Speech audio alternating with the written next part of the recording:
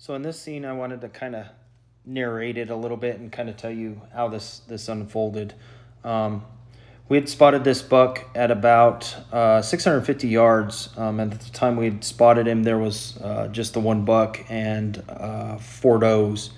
The buck was again about 650 yards, and then there was a little rise back behind me and a pretty good way to sneak closer and get a better shot. So I opted to sneak around and see if I couldn't get a better shot, or at least a closer shot. So I backed out. I snuck closer to the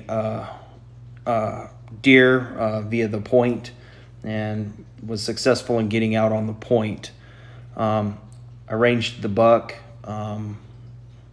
got comfortable, got all set up, and proceeded to shoot.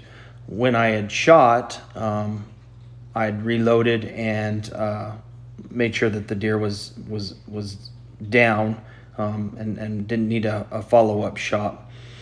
But unbeknownst to me, while I was sneaking over, 5 other bucks come up the rise and got into the valley here. And it just so happened that I did not know at the particular time that I'd taken the shot that had taken place.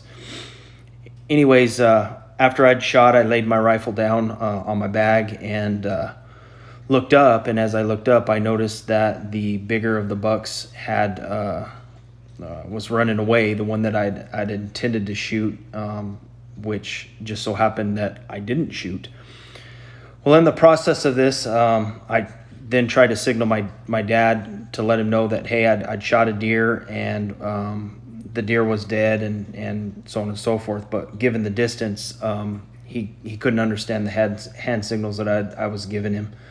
So I backed back out and took the same trail that I'd come in on and snuck in on. Obviously, I was moving quite a bit faster to get back over to my dad to let him know, hey, I shot the wrong deer, shot the wrong buck, and definitely need to shoot that bigger of the bucks.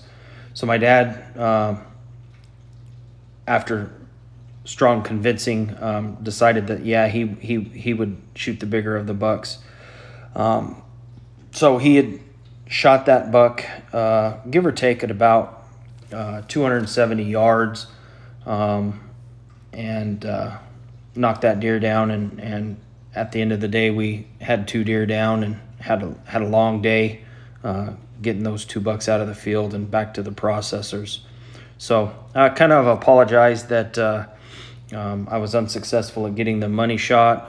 Again, long story short, and the moral of the story is that you really need to pay attention to what you're doing, and as in hunter safety and what we've all been taught as ethical hunters growing up and through our lives, that you need to make sure you're target before you pull the trigger.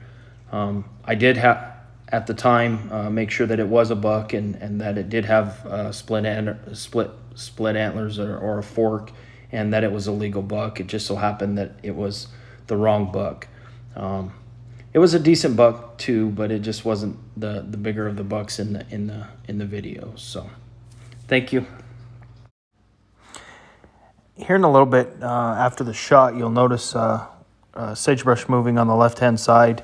That's the buck that I'd actually shot.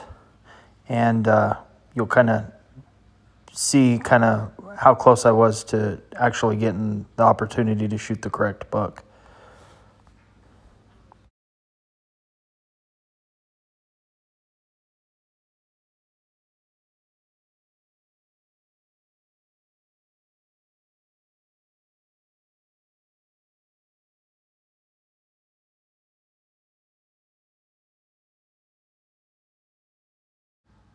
This buck here in the middle there is the one that kind of upper middle. That's the one that I had actually shot.